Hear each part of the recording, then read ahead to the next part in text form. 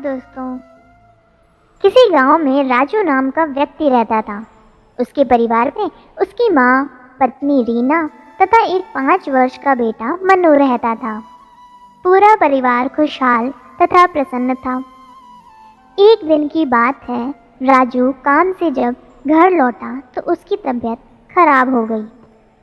पास के गांव से वैद्य जी को बुलाया। उन्होंने उसे दवाई दे दी, किंतु उसकी तबीयत में कोई सुधार न हुआ तथा कुछ समय बाद उसकी मृत्यु हो गई। अब परिवार की आजीविका पर संकट आ पड़ा। इधर राजू की मां का व्यवहार राजू की पत्नी और बेटे पर दिन खराब होता चला जा रहा था। वह दोनों को खूब ताने देती तथा भला बुरा कहती। एक दिन रीना की सास ने माँ बेटे को घर से निकाल दिया। दोनों रोते रोते घर से चले गए। अब सबसे बड़ा प्रश्न यह था कि आखिर इतने बड़े गांव में कौन उन्हें आश्रय देगा। कुछ दूर चलने पर उन दोनों को भगवान गणेश जी का एक भव्य मंदिर दिखाई दिया। मंदिर में एक बुजुर्ग पुजारी रहते थे। उनकी दृष्टि इन दोनों पर पड़ी तो उन्हें मंदिर में बुलाया तथा रोने का कारण पूछा। रीना ने रोते हुए उन्हें सारी बात बताई। पंडित जी यह सुनकर दुखी हुए और उन्होंने अपने परिचित के खाली पड़े मकान में उन्हें स्थान प्रदान कर दिया। मंदिर में ही जो चढ़ावा आता था उसका थोड़ा भाग वह रीना और उसके पुत्र के लिए भेज दिया करते थे। रीना ने सोचा चढ़ावे के पैसों से घर चल पाना कठिन है तथा उसे घर चलाने के लिए कोई काम करना चाहिए, किंतु क्या काम करे। पंडित जी प्रतिदिन सुबह जल्दी उठते, मंदिर की साफ सफाई करते तथा भगवान को अर्पित करने के लिए फूल तोड़ कर लाते। यह देखकर रीना ने उनसे कहा कि पंडित जी, आपके स्थान पर मैं फूल तोड़ लाया करूंगी और उसकी सुंदर माला बनाकर तैयार कर दिया करूंगी। पंडित जी ने कहा, अच्छी बात है, तुम माला तैयार करके उन्हें बेचकर पैसे भी कमा सकती हो। रीना को यह सुझाव अच्छा लगा।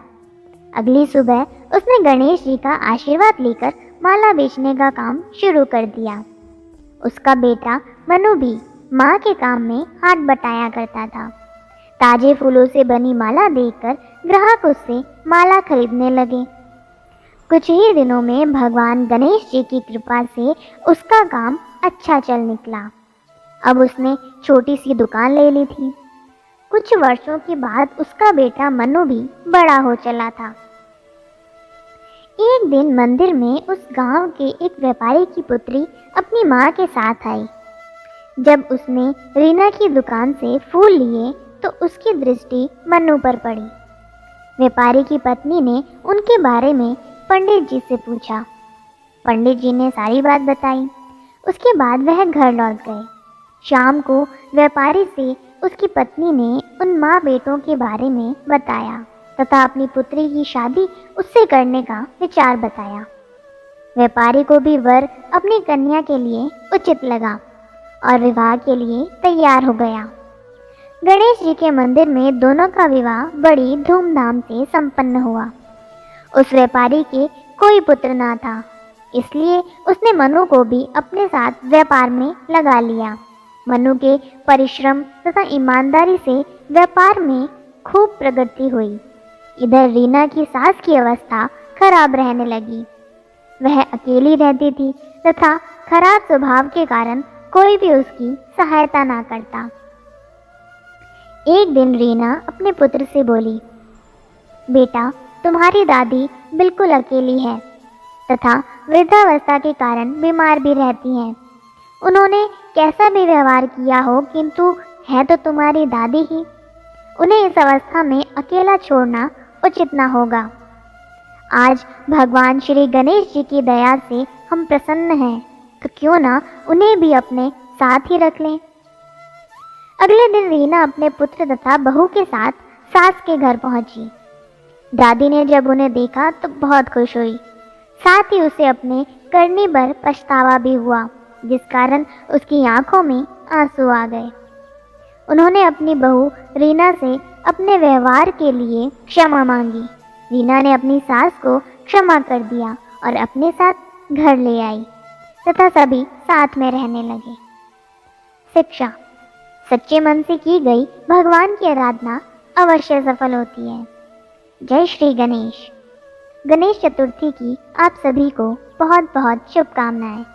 कहानी अच्छी लगी तो लाइक बटन को दबाना ना भूलें। आपके साथ और सहयोग के लिए मैं आप सभी का दिल से धन्यवाद करती हूँ। फिर मिलेंगे दोस्तों एक नई कहानी के साथ। तब तक के लिए हंसते रहें, मुस्कुराते रहें, अपना ख्याल रखें और इसी तरह हमारे साथ जुड़े रहें। धन्यवाद।